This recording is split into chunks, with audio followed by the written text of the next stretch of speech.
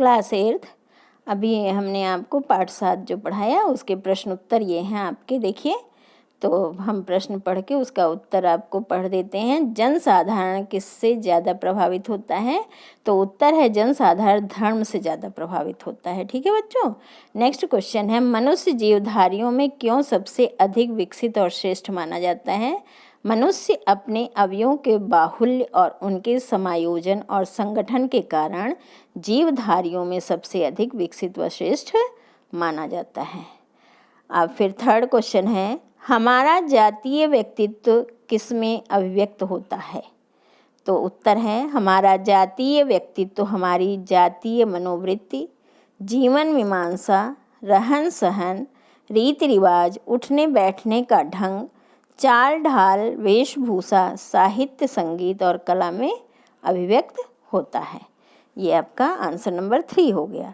साहित्य में किस प्रकार राष्ट्रीय एकता के दर्शन होते हैं? भारत की सभी भाषाएं संस्कृत भाषा से, ध्यान दीजिए, भारत की सभी भाषाएं संस्कृत भाषा से प्रभावित हुई हैं, इसीलिए हर भाषा में थोड़ी बहुत मात्रा में संस्कृत की शब्दावली का प्रभाव दिखाई पड़ता है।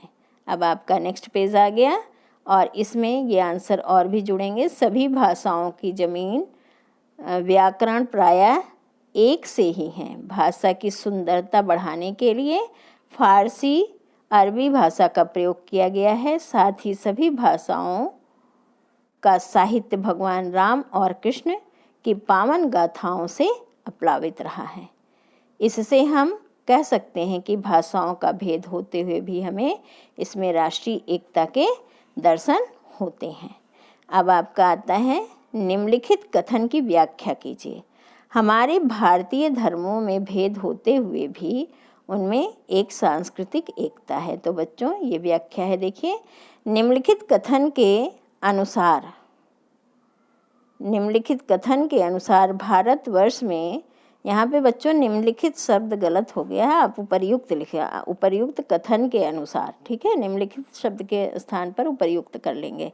कथन के अनुसार भारतवर्ष में अनेक धर्मों के लोग रहते हैं, लेकिन फिर भी उनमें सांस्कृतिक एकता की झलक साफ दिखाई पड़ती है, क्योंकि यहाँ सभी धर्मों का सम्मान किया जाता है। यहाँ भगवान बुद्ध को अवतार माना गया है, तो वही गुरु नानक देव जी ने राम नाम की महिमा गाई है। साथ ही साथ मुसलमानों और ईसाइयों ने यहाँ की संस्कृति को प्रभावित किया है और वे यहाँ की संस्कृति से प्रभावित भी हुए हैं, जिससे स्पष्ट होता है कि भारतीय धर्मों में भेद होते हुए भी इनमें सांस्कृतिक एकता है। तो ये आपका प्रश्न नंबर 5 हो गया। अब बच्चों यहाँ पर आपका बुक में एक है, सोच कर प्रश्नों के उत्तर बताइए, तो वो आप देख लेंगे। शिव, जहाँ पे आपकी क्रिएटिविटी है उसके बाद वाले पेज पर है ये। शिव भक्त रामेश्वर महादेव का अभिषेक कैसे करते हैं? तो ये देखिए आंसर आप, ये है, शिव भक्त संपूर्ण उत्तर की गंगोत्री से जानवी जल लाकर दक्षिणी सीमा के रामेश्वरम में महादेव का अभिषेक करते हैं। ठीक है। फिर है क्वेश्चन, हिंदू, जैन और बौद्ध धर्म में क्या क्या समानताएं हैं? तो ये है, हिंदू, जैन और बौद्ध धर्म में बौद्ध धर्म समान रूप से प्रतिष्ठित हैं। स्वास्तिक चिन्ह, ओमकार मंत्र हिंदुओं और जैनों में समान रूप से मान्य है। कमल और हाथी तथा अश्वत्थ वृक्ष, जो पीपल का होता है उसे अश्वत्थ कहते हैं, बौद्धों और हिंदुओं में समान रूप से पूजनीय माने जाते हैं।